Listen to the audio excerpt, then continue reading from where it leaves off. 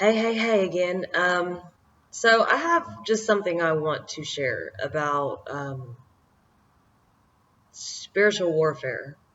When it comes down to it, sorry, I'm going to write something down. When it comes down to it, we're all aware of the police officers. We can see the judges that will tell us if we're right or wrong. Just you can go through the justice system, the physical plane. So when it comes down to it, there's a higher court, and most people either don't believe, aren't aware, or whatever it is keeping you from understanding. There's something greater than the people you see in front of you. So when you start doing things to serve yourself, let's say, hold on one second. Okay, so when you do those things that are self-serving, and you can be stabbing people in the back, you can be lying about them, you can steal their glory, just acting shady all around. When it comes down to it, you might not get caught, but understand that there's always something, someone, an energy that it feels you. It's actually what drives you, that's connected to a whole. So when it comes down to it, you think you're getting away with something here on this physical plane, right? But when your life starts to kind of derail, fall apart, you start going, why? Why is this happening to me? Think about yourself, your actions. And it's just like I had to ask earlier, because that's somebody who keeps just trying to put that negative energy out, trying to project it onto me. And I'm like, oh, just breathe, calm down, like get over yourself. Because if you have to ask everybody what's wrong after you threw a temper tantrum, you need to realize that you are very outside of yourself. So when it comes down to not knowing yourself, you're so asleep that you're willing to hurt others to get ahead. You want revenge. You want, how dare you? You want to stop people. Why are you paying so much attention to everyone around you? Are you going to succeed if you're busy watching what everyone else is doing? No, I mean, you're holding yourself up. Not only in that, you're packing on for this spiritual court karma that you're going to have to pay the time.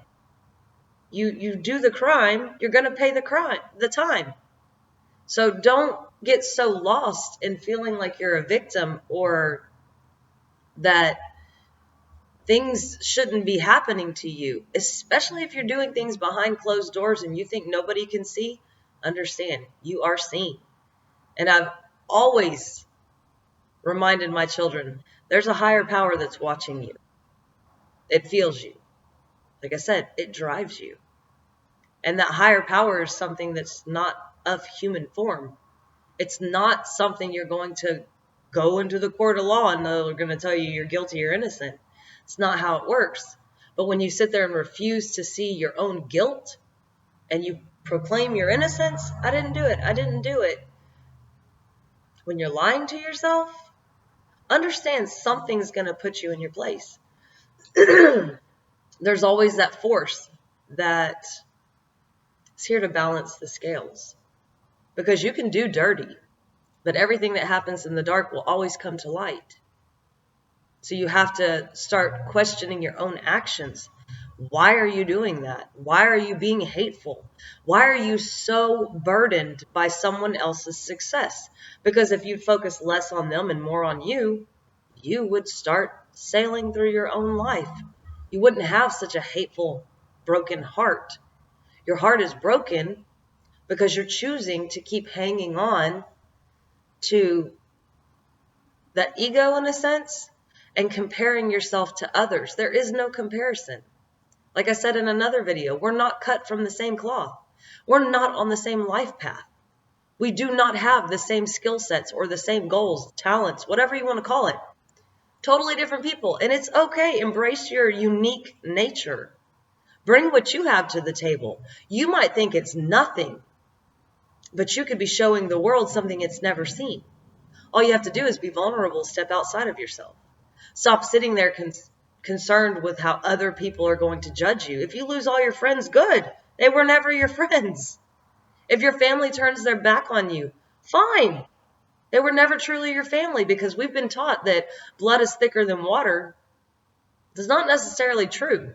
I have more family that's not blood that would bend over backwards for me. My own family talks about me behind my back, stabs me in the back, lies, manipulates situations to try and tear me down. Those are karmics. People that can't do good, and they don't want to see you do good. They don't want to be the one that said, "Oh, I gave up and you prevailed. You did something great. Now I'm ashamed of myself." No need to feel ashamed. I'm not here to judge you. I'm here to judge me. I'm here to make my life better for my future, my generation to come, my children, their children, the world around me. That has nothing to do with being in competition with anything else. Because if I spend my time being in competition with somebody else, guess what I'm going to end up doing? Finding myself in a spiritual court that now I'm having to pay for dues that I wasn't even asking for. So if you can try to get out of the mindset of you need other people to recognize what you're doing, that you're worthless unless somebody gives you value, that you're going to fail if someone didn't say you succeeded, get out of that mindset of needing approval. Because like I said before, no one's going to ever give you the approval because they can't even give themselves the approval. So when you're sitting there and you're searching to people that are, I don't want to say soulless, lost souls. Go with that. People that can't see their own value, there's no way they can give you value.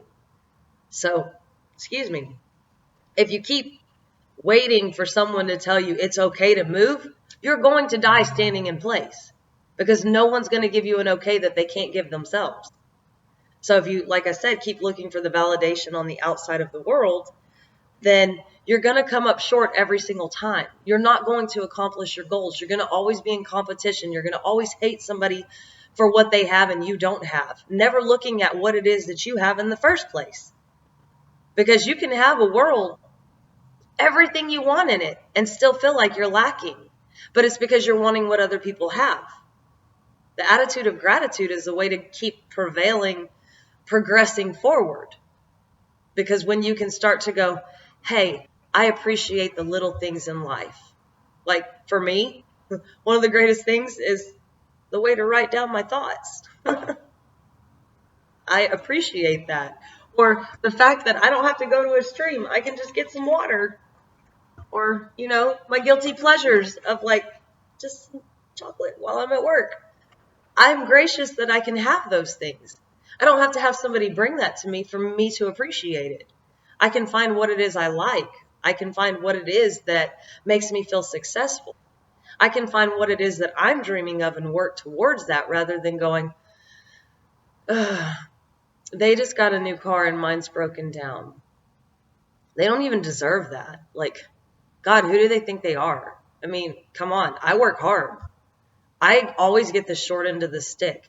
Do you see how you can go from being appreciative for just the smallest thing to being a whiny little brat because you have everything and you can't even see what's in front of you? Learn to love yourself. Learn to appreciate yourself. Keep yourself out of spiritual jail. Keep yourself out of that bondage that's holding you back because you're so bitter about what everyone else has around you. So I'm going to leave it on that. Peace, love, and light. Talk to you later. Bye-bye.